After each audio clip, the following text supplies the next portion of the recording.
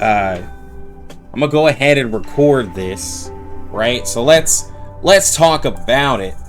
1.6 has a beast and a mineral character. It has a mineral DPS Junyoung Z, right? 6-star mineral. She's gonna be limited.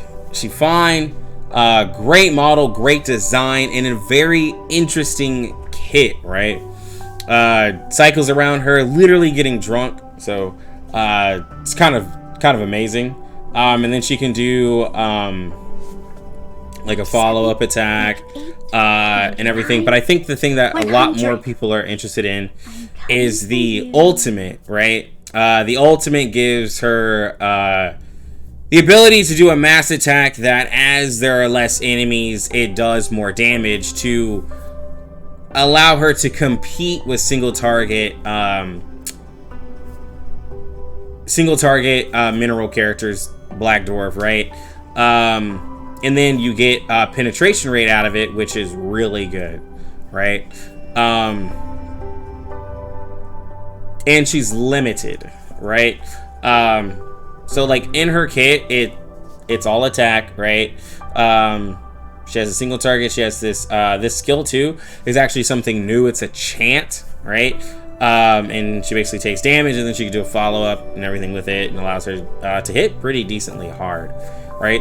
And she is reality damage, which I will say, with her being reality damage, that is pretty nice, because people have already invested into like Bjorn Blooms, and then the character that's coming right after her, Getien, is also a reality damage buffer as well. But either way, people already have their Bjorn Blooms, whereas like Black Dwarf being mental, a lot of people are like, mental doesn't really have like a lot of characters to go with them, right? Like, it's not as easy, right?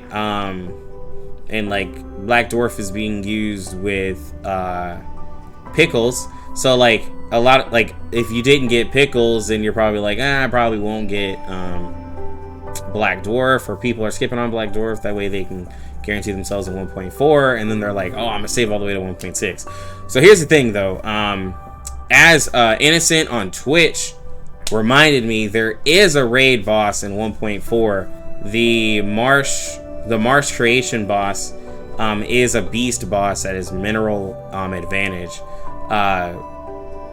in there. I completely forgot about that boss. So that boss has come up one time in 1.4 and is going to come back again in 1.6. Yeah. So the big question is, what does Junyoung Z have over Black Dwarf to make you want to decide between the two, right? For one, we know that, so let's look at Black Dwarf, right? So we have no idea what, we're talking all P0, by the way, guys. I don't want to compare characters when it comes to portraits, because like then things get a little crazy. But so for one, Black Dwarf is a character that if you're on global, you can get like in the second half of 1.3, and she's a single target mental damage character. So Pickles is a great character that works with her, because Pickles is more AP friendly, and Black Dwarf is a character that wants to spam her abilities to get her stacks up and to be able to spam her ult. She has a pretty hard hitting single target ult. They will give you skill power, and then with the Insight 3 you can do a follow-up attack with it. So don't sleep on Black Dwarf. Black Dwarf, in terms of single target damage, will most likely still out damage Nyang Z, right? That's just what it is. Like, being that Black Dwarf can scale with luxurious leisure, and wants to spam her ult, she's gonna hit really hard. And then being able to follow up a skill based off of how many planets you consume, and if you're doing your planet consumption right, you can get a level 2 or a level 3 skill right after your ult, which is gonna be crazy, right? It's really good damage. And the character, you can put crit on her or you cannot. She already comes with a little bit of crit rate and her insight too, and then she can give herself leech rate and penetration rate, so she can give herself sustain or extra damage on just like everything, right? Not just the ultimate, like Nyang Z. She can put that on everything, right? And you can cycle that however you want. So that's what's going for her, right? She can kind of heal herself a little bit, give herself some extra damage, do some follow-up attack off of the ult. It's really nice, right? But 97, but 98, 99, let's 100. think of it like this. Coming. Unfortunately, and I think this is the case not because of Black Dwarf, but her placement and where 1.6 is. Unfortunately, Black Dwarf is in a weird spot, being that she's in an odd patch, and most people skip odd patches. She's coming right after some really strong characters in 1.2, and she's coming right before some real strong characters in 1.4, right? 37 and 6 are really strong characters as well, whereas 1.3 are characters where it's like,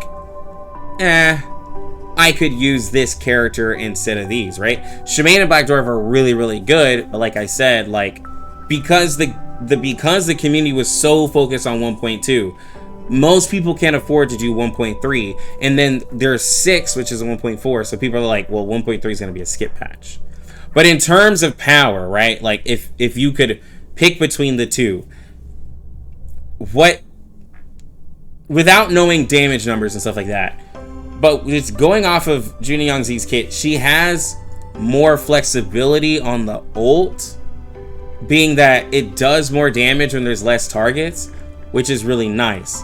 But single target characters will still, I am really positive, I don't know the percentage, 70-80% positive that Black Dwarf single target wise can put out more damage. But here's the thing, right? Like, raids isn't all the content in the game, but like there's other things like limbo and stuff like that, to where a mass attack ult will still be really, really beneficial.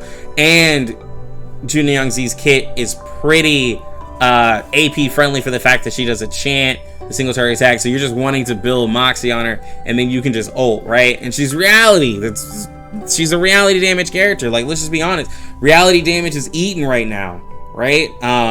There's not too many mental damage characters that are just going crazy, right? The only one is like Melania, but Melania, people are treating her like a reality because they're building her with crit anyways, and they're just ult spamming. Like, Melania is just a really good character. So that's that. Like, because 1.6 is an even patch.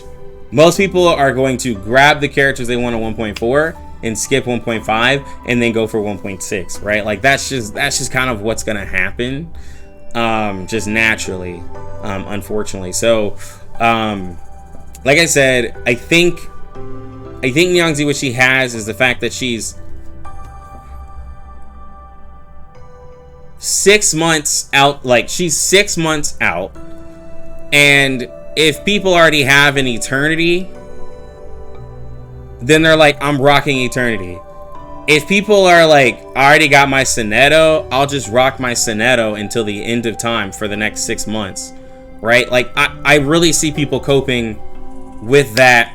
Someone might even pick up Horopedia and just be like, yo, bro, we're just gonna rock what we got until the character. And then, like, the last, like, sprinkle on the top with Nyangzi that she has over Black Dwarf is that she's limited. Black Dwarf gets added to the standard banner in 1.6. So the thing is that you could really have some huge copium and just be like, well, I'm just gonna pull in 1.6 and hope I get Shemaine and Black Dwarf, since I'm really looking at that.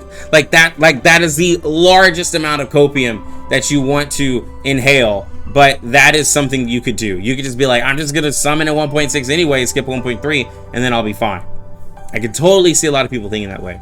But, you know, that's just me.